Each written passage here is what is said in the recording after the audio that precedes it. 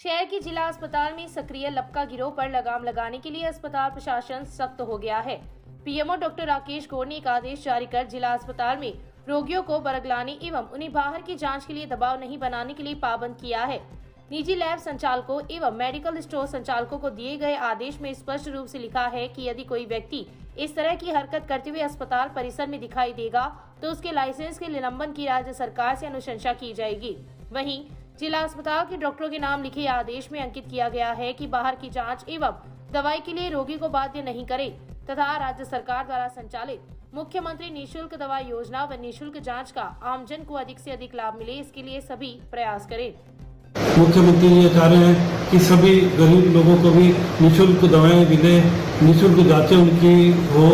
इस भावना के तहत हम लोग काम कर रहे हैं। तो निजी लोग के जो प्रतिनिधि होते हैं या मेडिकल स्टोर के प्रतिनिधि होते हैं, कई बार जो भोले वाले ग्रामीण आते हैं उनको बहला फुसला के या किसी भी तरीके से उनको प्रभावित करके बाहर की लेबोरेटरी में ले जाके उनकी जांचें कर देते हैं। और कई लोग हैं वो दवाएं उनको बाहर की दे देते हैं बहला फुसला के।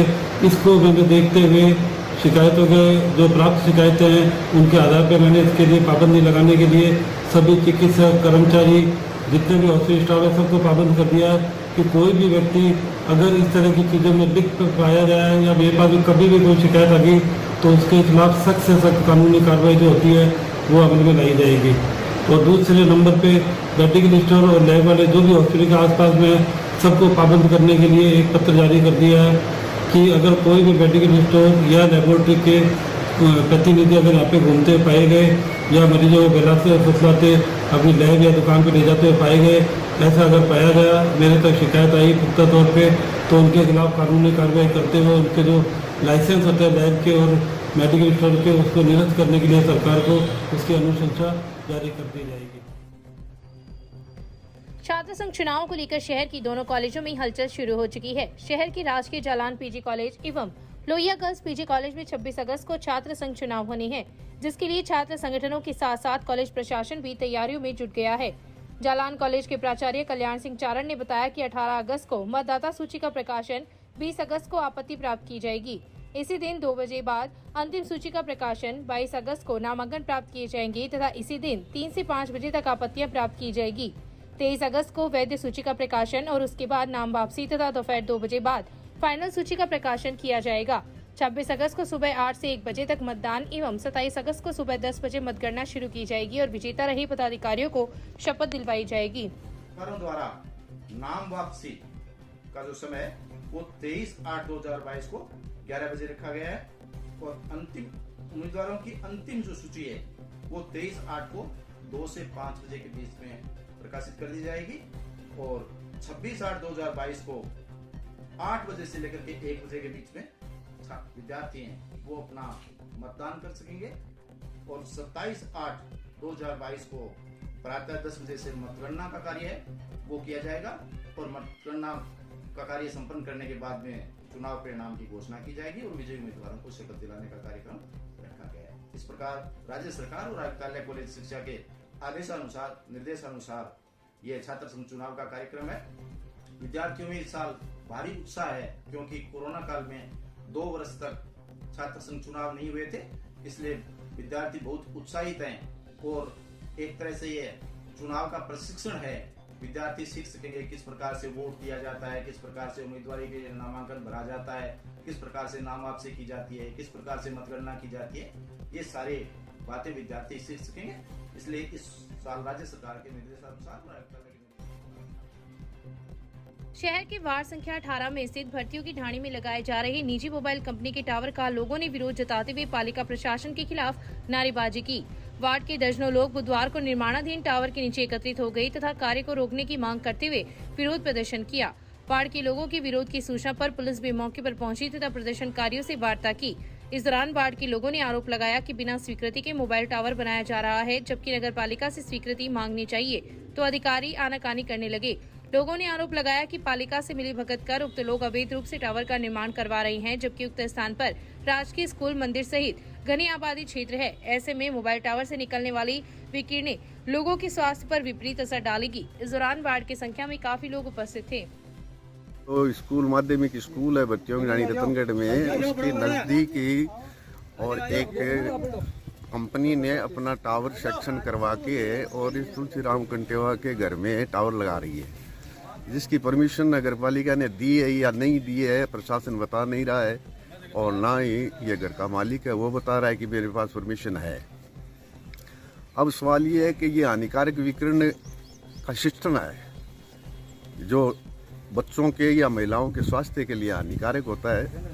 इस विकिरण से बच्चे विकलांग और मंद बुद्धि अथवा ऐसे विकृत बीमारियों के जीव पैदा जो है बच्चे पैदा होंगे, जिससे ये मानवता के खिलाफ है। तो प्रशासन से यही निवेदन है कि इस टावर को बंद करवाया जाए, हटवाया जाए।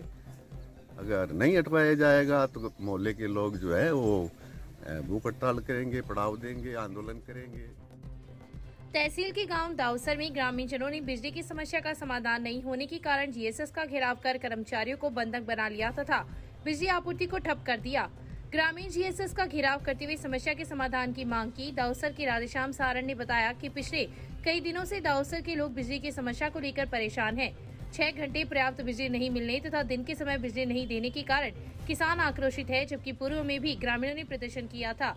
उस समय जोधपुर डिस्कॉम के अधिकारियों ने ग्रामीणों की समस्या का समाधान करने का आश्वासन देते हुए समाधान भी किया, लेकिन कुछ दिनों से पुनः वही पुरानी व्यवस्था शुरू करने से ग्रामीण जनों को परेशानी हो रही है। ग्रामीणों के प्रदर्शन की सूचना पर जोधपुर डिस्कॉम के अधिकारी एसडीएम विजेंद्र सिंह एवं डीवाईएसपी हिमांशु शर्मा भी मौके पर पहुंचे तथा ग्रामीणों से समझाइश कर उनकी समस्याओं का समाधान किया। तब जाकर ग्रामीणों ने अपना प्रदर्शन बंद किया। इस दौरान काफी संख्या में ग्रामीण जन उपस्थित थे। ग्राम दाऊसर में जीएसएस को ग्रामीणों ने घेर के वहाँ के जो कार्मिक थे उनको बंधक बना दिया। तो मैंने तुरंत आईएन एक्शन को दोनों को कहा कि आप वहाँ पर जाइए और क्या समस्या है उनका समाधान करवाने की कोशिश कीजिए। उसके बाद में मैंने आईएन साहब से, एक्शन साहब से बात की, तो आईएन को वहाँ पे भेजने के लिए बोला। तो आईएन साहब, एक्शन साहब दोनों ही वहाँ पे गए। उन्होंने जाके जब सिचुएशन बताई कि वहाँ पे 2 मांगे हैं उनकी, एक 6 घंटे सप्लाई चालू करवाना और रात में जो 2 से 7 बजे तक जो उनका फिटर चलता है उसकी बजाय वो डे टाइम में चाहिए। और वहाँ जाके जब ग्रामीण जनों से समझौता वार्ता की, समझाइश की, उसी टाइम पर 6 घंटे प्रतिदिन सप्लाई के लिए उनको आश्वस्त कर दिया।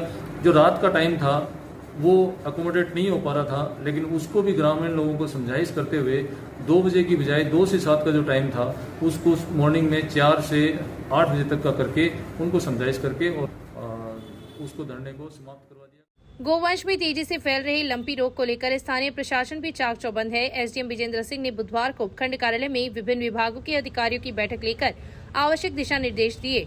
एसडीएम ने बताया कि उक्त बीमारी से क्षेत्र के गोवंशों के बचाव व उपचार को लेकर विस्तृत चर्चा की गई। इस दौरान उपचार के लिए काम आने वाली दवाइयों के संदर्भ में सब जानकारी ली, तो बताया कि दवाइयां पर्याप्त है तथा इस कार्य में क्षेत्र के भामाशाह भी अपना सहयोग प्रदान कर रहे हैं। वहीं बीडीओ दुर्गा रामपारी, रतनगढ़ पालिका ईओ भगवान सिंह एवं राजदेसर पालिका ईओ को उक्त बीमारी से मरने वाले गोवंशों को दफनाने के निर्देश दिए गए। वहीं क्षेत्र की गौशालाओं की स्थिति पर भी विस्तार से चर्चा की गई। एसडीएम ने बताया कि रोग के बचाव हेतु गौरक्षक दलों को भी इस कार्य में सहयोग करने तथा आमजन को जागरूक करने के लिए प्रेरित किया गया है। क्षेत्र के गांव लाचरसर एवं उसके आसपास के क्षेत्रों में इस बीमारी का प्रकोप सबसे अधिक देखने को मिल रहा है। इस दौरान कई अधिकारी व कर्मचारी उपस्थित थे। लंपी वायरस रोग जो गोवंश में चल रहा है उसके बारे में काफ़ी दिनों से सोच रहे थे, और यहाँ की हालांकि रतनगढ़ उपखंड में लंपी रोग का कम प्रभाव है, लेकिन फिर भी प्रिकॉशन के तौर पर सभी वेटनरी डॉक्टर्स को और बीडीओ साहब को, ईओ साहब को, तहसीलदार जी को यहाँ पर मीटिंग के लिए बुलाया कि किस तरह से कहीं किस गांव में, गौशालाओं में या ग्रामीण क्षेत्र में गोवंश में कितना फैल रहा है और उसके रोकथाम में क्या प्रयास किए जाएं, और कहाँ कोई यदि कोई समन्वय की जरूरत हो तो आपस में विभागों का समन्वय हो। तो सभी डॉक्टरों ने बताया कि विभाग से जो दवाइयाँ मिल रही हैं उसके बाद में जो कमी आ रही है तो भामाशाह भी यहाँ पर हर तरफ से तैयार हैं, तो भामाशाह से मेडिसिन की सप्लाई पूरी हो रही है। और गोरक्षक दल के लोग भी यहाँ इस मीटिंग में उनको बुलाया हुआ था, तो उनको भी कहा गया है कि आप गोरक्षक दलों की या गौ सेवक जो हैं उनकी संख्या बढ़ाएं और गांव में जो पशुपालन विभाग है उसके कर्मचारियों, डॉक्टरों के साथ में मिलकर सर्वे करें, और जो ग्रामीण क्षेत्रों में पशुपालकों के पास में जो यदि कहीं रोग का फैलाव हो रहा है तो उसको चिन्हित करें और उनको ट्रीटमेंट करवाएं। नेशनल हाईवे 11 पर गांव परसनेऊ के पास अज्ञात वाहन की टक्कर से बाइक सवार 30 वर्षीय युवक की मौत हो गई। सूचना पर पुलिस मौके पर पहुंची तथा शव को राजदेसर अस्पताल की मोर्चरी में रखवाया है, जहां पर पोस्टमार्टम के बाद शव का अंतिम संस्कार के लिए परिजनों को सुपुर्द कर दिया। घटना को लेकर मृतक के रिश्ते में भाई 30 वर्षीय सुरेंद्र सिंह राजपूत निवासी परसनेऊ की रिपोर्ट पर राजदेसर थाने में मुकदमा दर्ज हुआ है। पुलिस ने बताया कि सुरेंद्र सिंह द्वारा दी गई रिपोर्ट में उल्लेख किया गया है कि उसके चाचा का लड़का नारायण सिंह बाइक पर सवार होकर राजदेसर आ रहा था कि NH 11 पर परसनेऊ फाटा स्थित एक होटल के पास अज्ञात वाहन ने उसकी बाइक को टक्कर मार दी। उक्त बाइक के पीछे पीछे सुरेंद्र सिंह व गांव का ही सावन सिंह भी आ रहा था, जो कार्यवश राजदेसर जा रहे थे। सड़क पर नारायण सिंह को गंभीर रूप से घायल देखा तो उसे राजदेसर अस्पताल में भर्ती करवाया गया, जहां पर उपचार के दौरान उसकी मौत हो गई। पुलिस ने मुकदमा दर्ज कर शव का पोस्टमार्टम करवाकर लाश अंतिम संस्कार के लिए परिजनों को सुपुर्द कर दी है। तहसील के गांव दिरासर व गोगासर से मंगलवार को 2 युवतियां गायब हो गई। परिजनों ने दोनों ही मामलों में गुमशुदगी दर्ज करवाई है। पुलिस ने बताया कि तहसील के गांव दिरासर निवासी एक व्यक्ति ने रिपोर्ट दी कि उसकी 20 वर्षीय भतीजी गोलसर जाने के लिए घर से निकली थी, लेकिन वह अपने ननिहाल गोलसर भी नहीं पहुंची तथा वापस घर भी नहीं लौटी। सब जगह तलाश किया लेकिन उसका कोई सुराग नहीं लगा। वहीं दूसरे प्रकरण में गोगासर निवासी एक व्यक्ति ने रिपोर्ट दी कि उसकी 20 वर्षीय बेटी मंगलवार की दोपहर घर से अचानक गायब हो गई। इन्हें शंका है कि उन्हीं के किसी रिश्तेदार ने उसे बहला फुसलाकर भगाया है। पुलिस से प्राप्त रिपोर्ट पर दोनों युवतियों की गुमशुदगी दर्ज कर तलाश शुरू कर दी है। ई-मित्र यूनियन के चुनाव बुधवार को हुए। पंचायत समिति के पास हुए चुनाव में सर्वसम्मति से अध्यक्ष पद पर ईश्वर राम शोराण को अध्यक्ष मनोनीत किया गया है। इस अवसर पर गिरीश शर्मा, प्रभाकर शर्मा, सुनील कुमार, उमेश सिंह राठौड़, प्रदीप चारण, विष्णु चारण सहित यूनियन के कई सदस्य उपस्थित थे। रामचंद्र पार्क के पीछे धुरमेड़ी पर 20 अगस्त को आयोजित गोगा मेले से पूर्व सड़कों की दुरुस्तीकरण कार्य शुरू कर दिया गया है। मोहल्ले के लोगों की शिकायत पर कांग्रेस नेता हेमंत सारस्वत ने मंगलवार को संबंधित क्षेत्र का दौरा किया तथा लोगों की समस्याओं को सुना। सारस्वत के साथ सीवरेज कार्य करने वाली L&T कंपनी के अधिकारी भी थे। पूर्व पार्षद अरविंद इंदौरिया ने इस अवसर पर बताया कि सीवरेज लाइन डालने के कार्य के चलते रामचंद्र पार्क से सटी सड़क क्षतिग्रस्त है तथा मेला स्थल पर भी गंदगी फैली हुई है, जिस पर सारस्वत ने मेला स्थल की सफाई के निर्देश देते हुए L&T के अधिकारियों को मेले से पूर्व सड़क का दुरुस्तीकरण करने के लिए कहा, जिसके अंतर्गत उक्त कार्य शुरू हुआ है। पशुपालन विभाग के दल ने बुधवार को गौशालाओं का निरीक्षण कर आइसोलेशन वार्ड का जायजा लिया। पशुपालन विभाग के नोडल अधिकारी डॉक्टर हुंताराम मीणा ने राजदेसर, रतनगढ़, भानुदा, लाछड़सर गौशालाओं का निरीक्षण कर आइसोलेशन वार्ड का जायजा लेकर गोवंश के स्वास्थ्य की जांच की। गौशाला के प्रबंधकों को वार्ड की साफ सफाई कर समय समय पर कीटनाशक का छिड़काव करने तथा बीमार गोवंश को हरा चारा व पौष्टिक आहार देने के लिए निर्देश दिए। साथ ही आयुर्वेदिक उपचार के अंतर्गत नीम, गिलोय, आंवला, हल्दी, काली मिर्च, मेथी व तुलसी का काढ़ा बनाकर गोवंश को नियमित रूप से देने की सलाह दी। पशुपालन विभाग व रतनगढ़ नागरिक परिषद के सहयोग से चिकित्सकीय दल द्वारा गांव खुडेरा बड़ा, रतनसरा, कांगड़, दिरासर, लाचरसर, भानुदा में लंपी स्किन संक्रमण से ग्रसित पशु का उपचार किया। बुधवार को 336 गोवंश का उपचार किया गया। जयपुर से श्री गंगानगर जाते हुए बुधवार को टेंट एसोसिएशन के राष्ट्रीय अध्यक्ष रवि जिंदल, प्रदेश अध्यक्ष राज बिहारी शर्मा एवं प्रदेश महासचिव पर्वत सिंह भाटी अल्प प्रवास पर रतनगढ़ रुके। लिंक रोड तिराही पर स्थित एक निजी होटल पर शहर के टेंट व्यवसायियों ने उनका दुपट्टा पहनाकर स्वागत किया। इस दौरान पदाधिकारियों ने बीकानेर में आयोजित 2 दिवसीय 13वें महाअधिवेशन में शामिल होने का निमंत्रण दिया।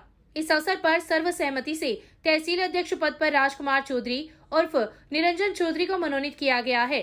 इस अवसर पर कैलाश तंवर, पूर्णमल गुदारा, कैलाश प्रजापत, पवन पचलंगिया, निर्मला शर्मा, लालचंद गुज्जर, श्याम पुरोहित, सोहन कम्मा, विष्णु सौदागर, अशोक वर्मा, घनश्याम पारीक, चुन्नीलाल कोका, दिनेश चौधरी सहित कई टेंट व्यापारी उपस्थित थे। टेंट डीलर्स टीम ने रोके हमारा वेलकम किया और इनके साथ आज रतनगढ़ की भी नई टीम की घोषणा की गई, जिसमें राजकुमार जी चौधरी जी को रतनगढ़ तहसील का अध्यक्ष आज नियुक्त किया गया और इनको आज बहुत बहुत शुभकामनाएं दी और सभी को बीकानेर महाधिवेशन 13वां महाधिवेशन में 17-18 सितंबर को बीकानेर आने का सबको निमंत्रण दिया। निर्देश देना चाहूँगा सभी लोगों को कि आप लोग पहले तो बीकानेर पधारें। दूसरा निर्देश ये देना चाहूँगा कि जो प्लास्टिक का उपयोग केंद्र सरकार ने 1 जुलाई से बंद किया है, उस उपयोग को आप भी नहीं लेवें और अपने मैरिज गार्डन में उसके उपयोग पर प्रतिबंध आप भी लगाएं। दूसरा, कोरोना का हमेशा पालन आप लोग अवश्य करें।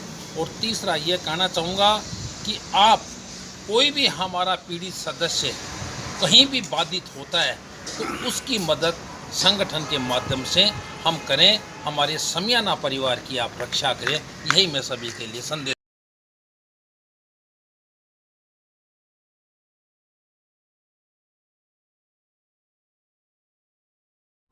भारत विकास परिषद के तत्वाधान एवं धानुका चैरिटेबल ट्रस्ट के ट्रस्टी रामगोपाल धानुका के सौजन्य से बुधवार को पौधारोपण कार्यक्रम का आयोजन हुआ। इस दौरान परिषद के पदाधिकारियों ने घुमावदार सड़क मार्ग पर 50 पौधे लगाकर उनकी सुरक्षा के लिए ट्री गार्ड भी लगाए।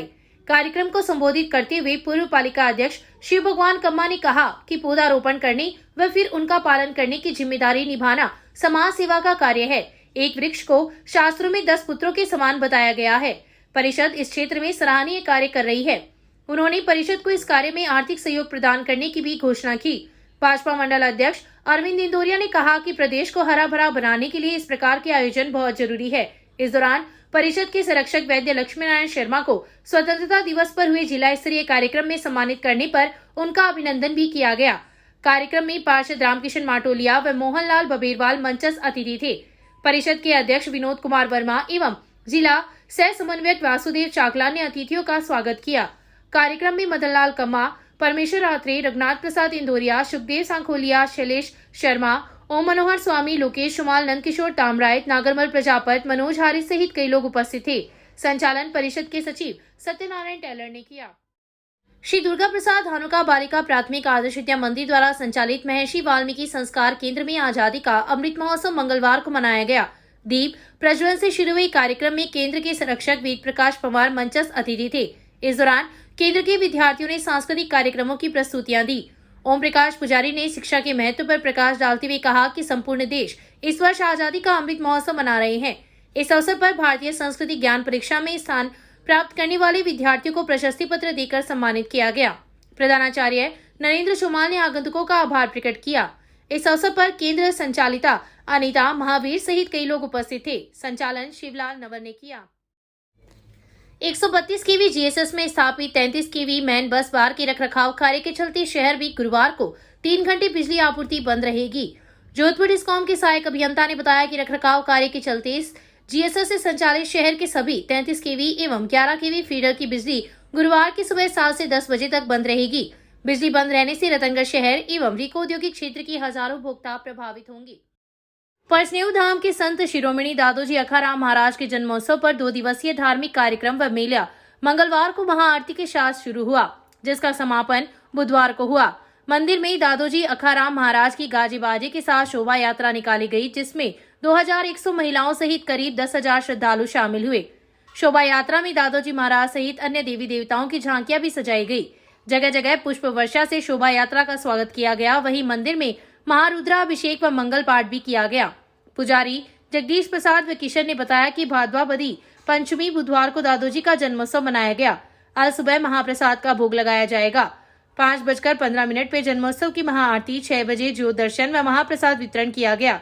2 दिनों तक चलने वाले कार्यक्रम में देश और प्रदेश के हर कोने से हजारों की संख्या में श्रद्धालुओं ने हाजिरी लगाई। क्षेत्र में हुई बारिश के बाद भी श्रद्धालुओं की संख्या में कमी नहीं दिखाई दी तथा अखाराम दादोजी के प्रति अपनी श्रद्धा प्रकट करते हुए मंदिर में शीश नवाकर मनौतियां मांगी गई। कार्यक्रम में कोऑपरेटिव सोसाइटी के हितेंद्र सिंह, ओम प्रकाश सोडा, सुरेश मेघवाल, सीताराम भामू ने मंदिर में आने वाले श्रद्धालुओं की निःशुल्क जल सेवा की।